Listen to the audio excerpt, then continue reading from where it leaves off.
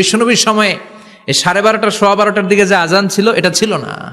বিশ্বনবীর সময় ছিল না, আবু বকরের সময় ছিল না, সাইয়েদনা ওমর ফারুকের সময় ছিল না। এটা চালু হয়েছে সাইয়েদনা উসমান যুন্নুরাইনের সময়। তখন মদিনাতে মানুষের সংখ্যা অনেক বেড়ে গিয়েছে, লোকজন আর জায়গা হয় না, মুসল্লিতে ঠাসাঠাসি। উনি ঘোষণা দিলেন সুক জাওরা, জাওরা নামক বিশাল একটা বাজার আছে, ঘোষণা দিলেন এখন থেকে ওই জায়গায় জুমার নামাজ হবে। মানুষ যেন আগ থেকে প্রস্তুতি নিয়ে আসতে পারে, এজন্য জাওরা নামক বাজারে উনি আর একটা আজান দেওয়ার প্রচলন করলেন। সুবহানাল্লাহ। সেখান থেকে আজ অবধি আমরা এই অতিরিক্ত আজানটা দিয়ে থাকি। এটা নবীর সুন্নাত না, এটা সাহাবীর সুন্নাত।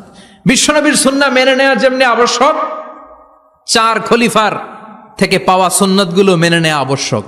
বিশ্বনবী বললেন আলাইকুম বিসুন্নতি ওয়া সুন্নাতিল খুলাফায়ে রাশিদিন আল মাহদিয়িন, আমার সুন্নাত ধরবা, হেদায়েত প্রাপ্ত 4 খলিফার সুন্নাত ধরবা। কেমনে ধরবা?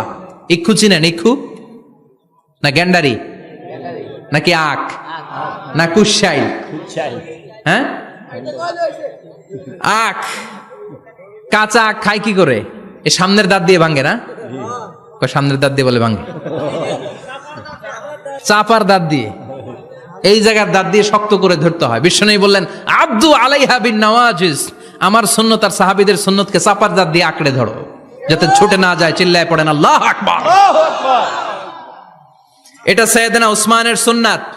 বিশ্বনবী বললেন ইযা নুদিয়া লিস-সালাহ মিন ইয়াউমিল জুমআতি ফাসআউ ইলা যিকরিল্লাহ, জুমার দিনের আযান যখন দেয়া হয় ফাসআউ ইলা যিকরিল্লাহ, আল্লাহর স্মরণের দিকে ধাবিত হও। দেরি করো না।